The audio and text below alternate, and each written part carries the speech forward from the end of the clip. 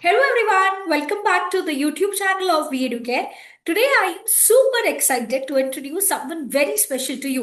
एक ऐसा स्टूडेंट जिसने हम सबको बहुत ही प्राउड फील करवाया है by scoring brilliantly in Maharashtra BBA BMS CET entrance exam 2025.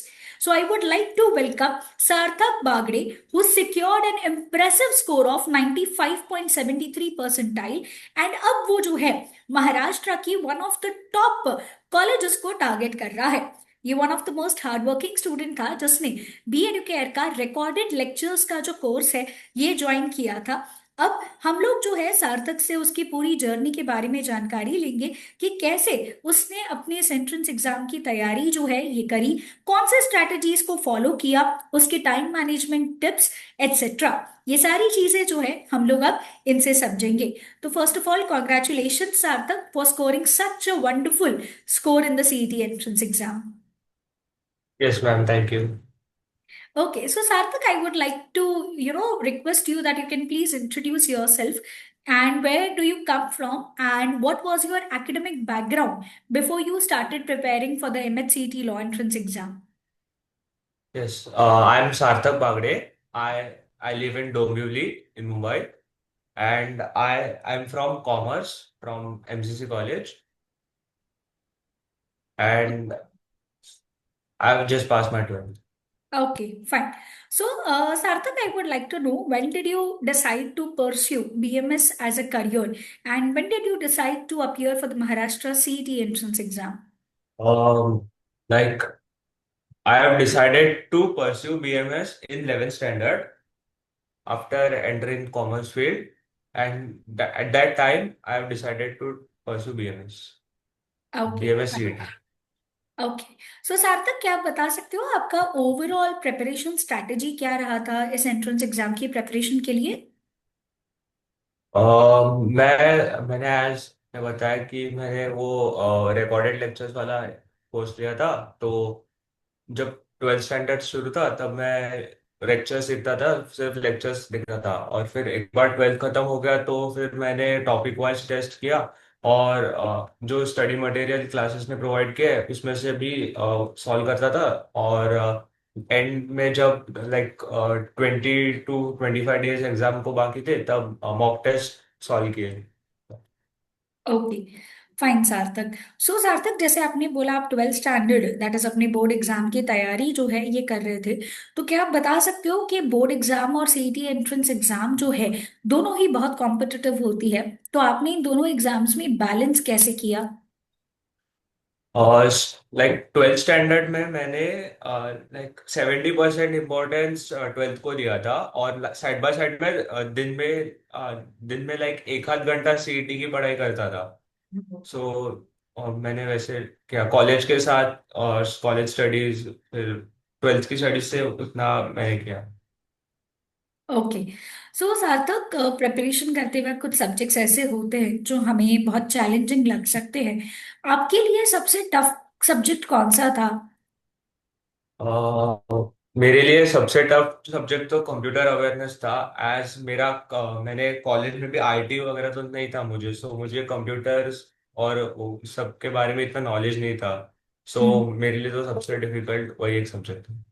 Okay, तो फिर वो कंप्यूटर सब्जेक्ट जो है आपने उसकी तैयारी कैसे की, उसकी डिफिकल्टी लेवल को अम, कैसे क्रॉस किया? मैंने मोस्ट इम्पोर्टेंस वो सब्जेक्ट के लिए जो स्टडी मटेरियल प्रोवाइड किया था उसमें से ही रेफर किया, और मैंने साइड बाय साइड जो रिकॉर्डेड लेक्चर्स थे वो सब रेफर किया, फिर उससे मेरा हो गया, बहुत अच्छा हो गया। Okay, fine. सो आपने जैसे बोला कि आप मॉक टेस्ट भी सॉल्व किया करते थे, तो आप मॉक टेस्ट किस तरीके से सॉल्व करते थे? कोई स्ट्रैटेजी फ्रेम करी थी मॉक टेस्ट बनाते वक्त या सॉल्व करते वक्त बेसिकली? ऐसा स्ट्रैटेजी तो कुछ थी नहीं, पर मैंने सोचा कि एंड जब एग्जाम बहुत क्लोज आ जाएगी और एक बार स्टडी करके हो गया रहेगा और रिवीजन भी सफिशिएंट होगी, तो फिर मैंने तभी से मॉक टेस्ट स्टार्ट की थी, 20-25 डेज पहले से स्टार्ट की, और फिर मैंने मॉक टेस्ट पे ही फोकस किया और सीरियसली सॉल्व की। ओके, एंड सर तक जैसे रिवीजन बहुत इंपॉर्टेंट होता है, राइट?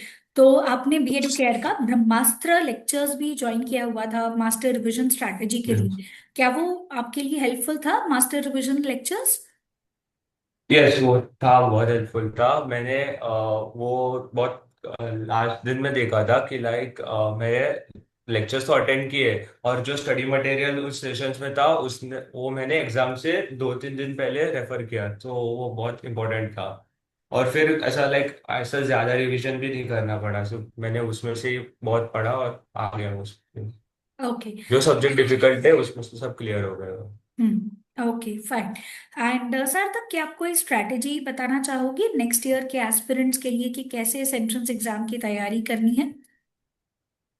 और जो स्टडी मटेरियल और वो जो लेक्चर्स होते हैं तो वही रेफर करना मैं इम्पोर्टेंट समझूंगा।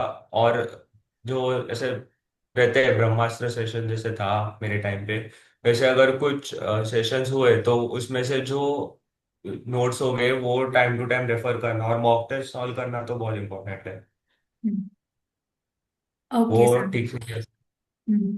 सो पेपर लिखते वक्त जब आप लिख रहे थे सॉल्व कर रहे थे पेपर, तब उस वक्त आपका क्या एक्सपीरियंस था? कैसे आपने टाइम मैनेज किया पेपर लिखते वक्त? मैंने स्टार्ट में जो जो लॉजिक था जो सबसे ज्यादा मार्क्स के लिए आया था, मैंने वो सबसे पहले स्टार्ट किया। एक्चुअली वो बहुत इजी था, इसलिए मेरा वो सॉल्व करते करते कॉन्फिडेंस आ गया, और बाकी सब्जेक्ट्स फिर मैंने बाकी इजी था इंग्लिश वगैरह वो सब किया।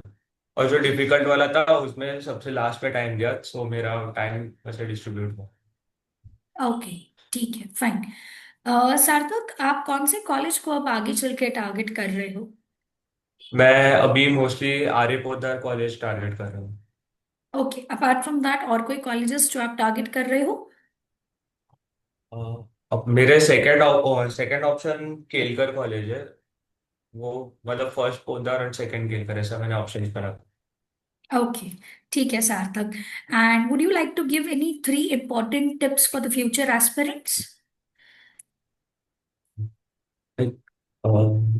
मॉक टेस्ट सॉल्व करना is very important, hmm. And time to time revision along with solving the topic wise test hmm. after every session, and recorded lectures full dedication के साथ पढ़ना।